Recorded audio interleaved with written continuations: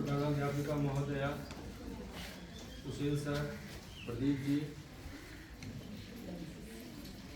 Naresh sir, Subodh sir, नीति madam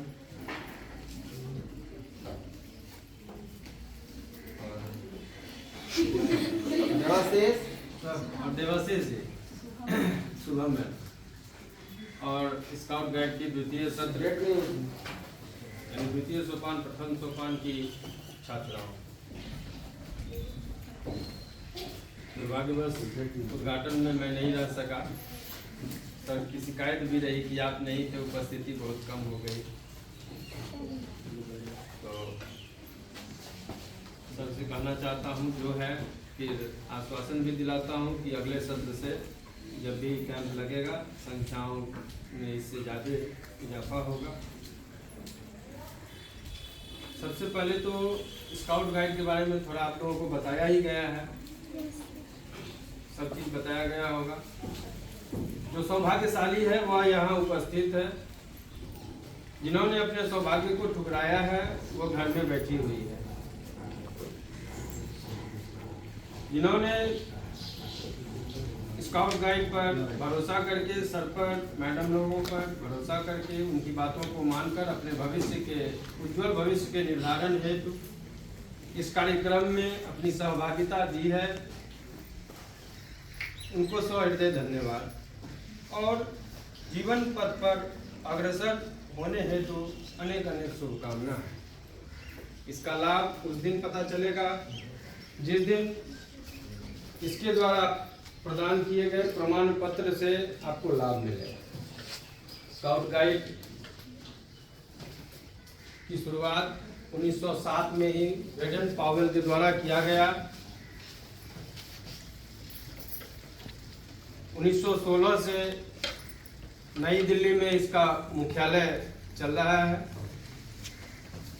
यह एक ऐसा कार्यक्रम है जो पूर्ण रूपेण गैर राजनीतिक संस्था है और धर्मनिरपेक्ष, किसी धर्म किसी राजनीति से प्रेरित नहीं है।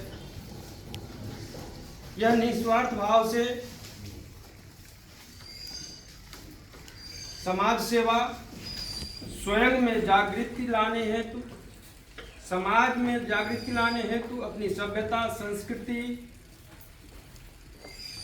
और राष्ट्रीयता जागृत करने हेतु एक कार्यक्रम है। इसकी शुरुआत 3 से 5 वर्ष के शिशुओं से हो जाता है, जिसको बन्नी कहा जाता है। इसके बाद फिर कब स्टार्ट होता है बालकों के लिए, और बुलबुल आदर्श वाक्य है बालिकाओं के लिए।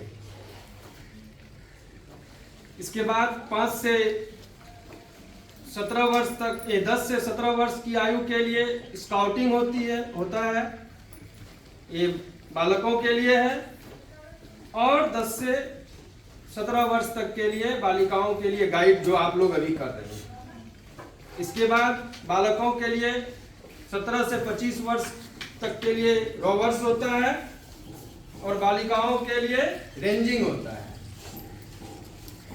आप लोग जो गाइडिंग कर रही हैं, इसका अर्थ हुआ गाइड का तैयार रहो, यानी कि इस अवस्था तक हर एक वह चीज सिखा दिया जाता है जिसमें कि अपनी सुरक्षा, परिवार की सुरक्षा, अपने अंदर जागृति, देश के लिए कोई अगर काम आ सके उसके लिए हमको तैयार रहने तक सिखा दिया गया है। आवश्यकता पड़ने पर हमको याद किया जाएगा और हम अपना सहयोग देंगे। इसके बाद जब आप कॉलेज में जाएंगे तो वहां पर रेंजिंग होता है, जिसका मूल आदर्श वाक्य है सेवा, रेंजिंग। वहां से आपकी सेवा प्रारंभ हो जाती है। यह जो कार्यक्रम है स्वयं को अनुशासित करने का कार्यक्रम है। हम जानते हैं हमारे देश के युवा के अंदर, पूरे विश्व में अगर सबसे अधिक युवा कहीं है तो वह भारतवर्ष में है। और भारत के युवाओं के अंदर इतनी ज्यादा ऊर्जा है कि जब इनका सिलेक्शन आर्मी में होता है तो आर्मी वाले को पता है कि ये अथाह ऊर्जा से परिपूर्ण है, इसीलिए उसकी इतनी कठिन ट्रेनिंग करवाई जाती है कि उनका ऊर्जा का ह्रास हो, क्योंकि ऊर्जा अपार है। उन अपार ऊर्जा को संतुलन में लाने के लिए आर्मी को ट्रेनिंग करवानी पड़ती है कि भाई इसके ऊर्जा को थोड़ा कम कीजिए, इतनी ऊर्जा पर है हमारे अंदर। लेकिन हम क्या करते हैं, उस ऊर्जा को, मोबाइल खरीद लिए 5G, ये शरीर हमारा मोबाइल है 5G 6G, लेकिन रिचार्ज नहीं करवा रहे हैं, जिससे कि एक्टिवेट नहीं हो पा रहा है। तो यह एक माध्यम है जिससे कि हम अपने आप को रिचार्ज कर सकें और अपने जीवन को हम नेटवर्क से जोड़ सकें।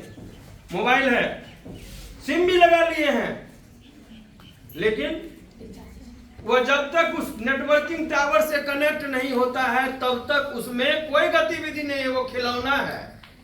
तो मानव जीवन मिल गया है। ईश्वर ने सौभाग्य से बालिका उच्च विद्यालय जैसे प्लेटफॉर्म दे दिए हैं, लेकिन हम क्या कर रहे हैं, उसका सदुपयोग नहीं कर रहे हैं। अपनी ऊर्जा को हम